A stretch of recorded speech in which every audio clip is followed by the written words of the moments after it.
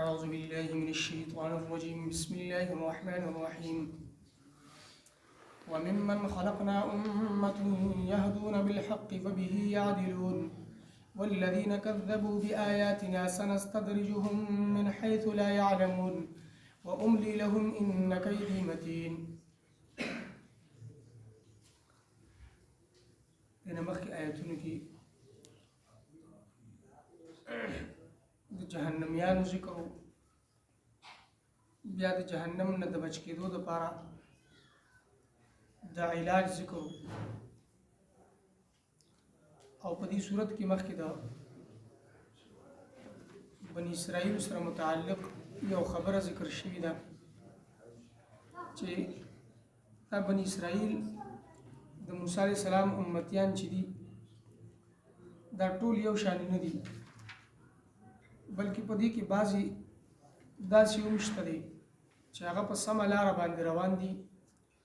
نورو خلقو ته د سمې لارې دعوت ورکوي. ومن قوم موسی امة یهدون بالحق وبه یعدلون. موسی علیه السلام د قوم یو ډله داسې ده چې دا په حق لاره باندې روان دي او د حق لارې طرف ته خلقو ته دعوت ورکوي. په دې آیت مبارکه کې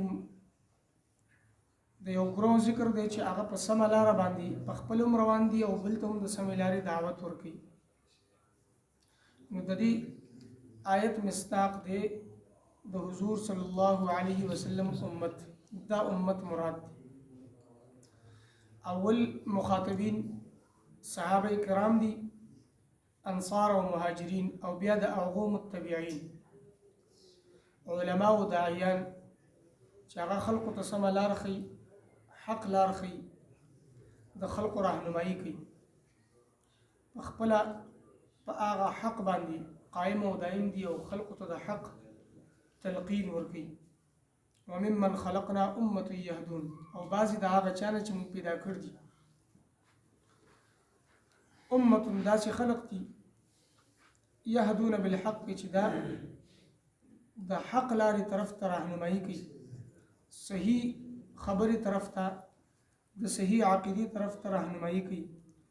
وبه یعدلون، او په خپله هم په دې باندې انصاف کوونکي دي. داسې نه ده چې بل ته وایي ته دا نیکي وکړه او په خپله یې نه کوي، او داسې هم نه کوي چې په خپله یو ګناه کې مبتلا دی بل ته وایي ته د ګناه نه منې شه. حالانکې که یو سړی چېرته یو نیکي نشي کولی نو بل ته د هغې دعوت ورکول جایز دي د ده لپاره، یا یو ګناه نه نشي منې کېدی نو بل ته دی بل منې کولی شي د هغې نه، بل ته وینا کولی شي. لیکن بهتره او غوره دا ده چې دی بل ته د یو نیکۍ دعوت ورکوي نو چې د ده په خپل زندګۍ کې هم هغه نیکي دی کوي. لکه بل یو سړي ته وایي چې ته مونځ کوه نو چې په خپله هم دی مونځ ګزاري، بل ته وایي روژه نیسه په خپله هم روژه داري، بل ته وایي نیک عمل کوه په خپله هم نیک عمل یي.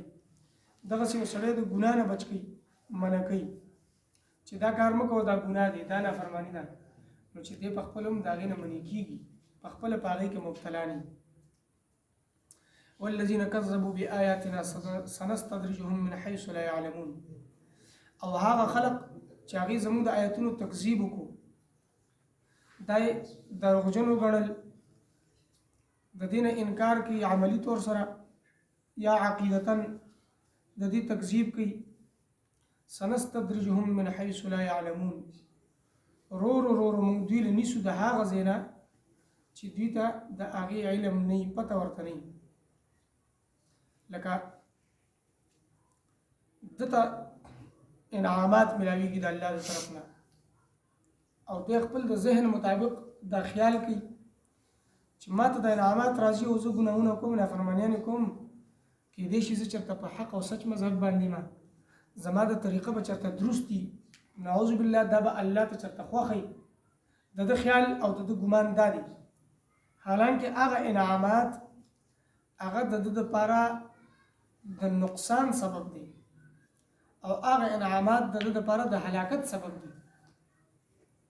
الله تبارک وتعالی انسان ته چې مهلت ورکوي، په دې مهلت کې انسان ته دو مقاصد حاصلېږي. یو چې دا انسان د مهلت نه فائدہ حاصل کی او دا مهلت د غنیمت وګڼي څومره نافرمانیانې وشللي د عذاب راتلو نه مخکې یا د مرګ نه مخکې دی توبه وباسي توبه تایب شي نو دا مهلت د ده دپاره غنیمت دی او دا د ده دپاره د فایدې سبب دی بل هغه سړی دی چې هغه ته مهلت ملاویږي او دی په دې ګناهونو کې نور زیاتېږي توبې طرف ته نه راځي رجوع نه کوي د الله طرف ته خو خپل په دې ګناهونو کې د نور زیاتېږي نو چې کله خپل په دې ګناهونو کې نور زیاتېږي نو دا غنیمت د ده دپاره د هلاکت سبب دا مهلت د ده دپاره د هلاکت سبب دی او دا مهلت چې دی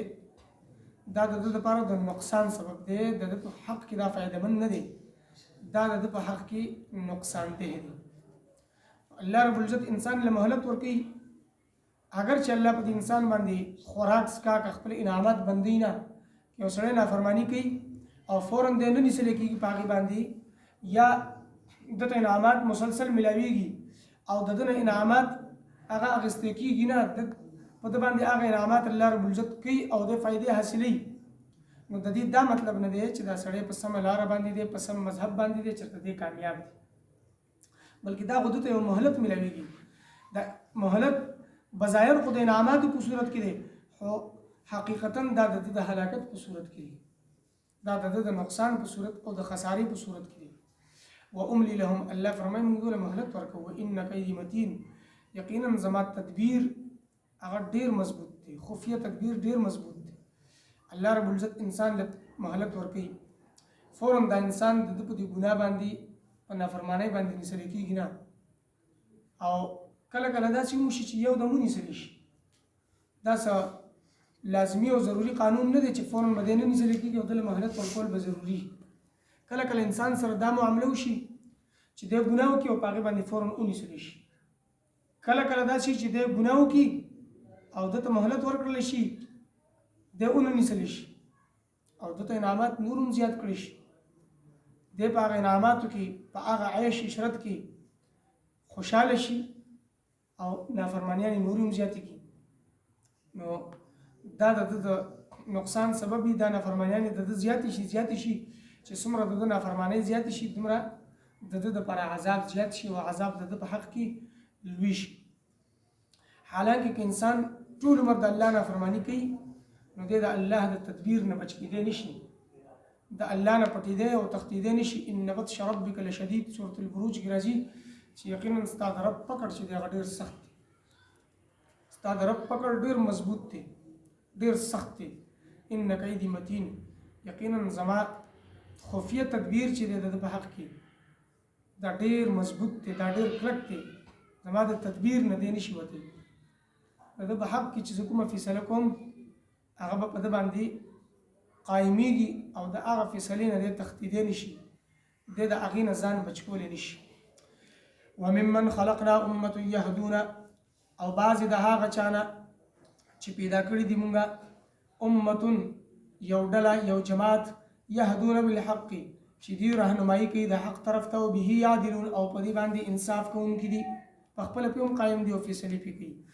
والذین کذبوا بآیاتنا او هغه کسان چې زموږ د آیتونو تکذیب وکړو سنستدرجهم رو نیسو موږ دوی لره من حیث لا یعلمون د هغه ځای نه چې دوی نه پوهېږي واملی لهم ان کیدی متین او زما مهلت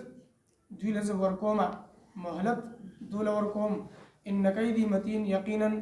زما خفیه تدبیر چې دی هغه ډېر مضبوط او ډېر کلک دی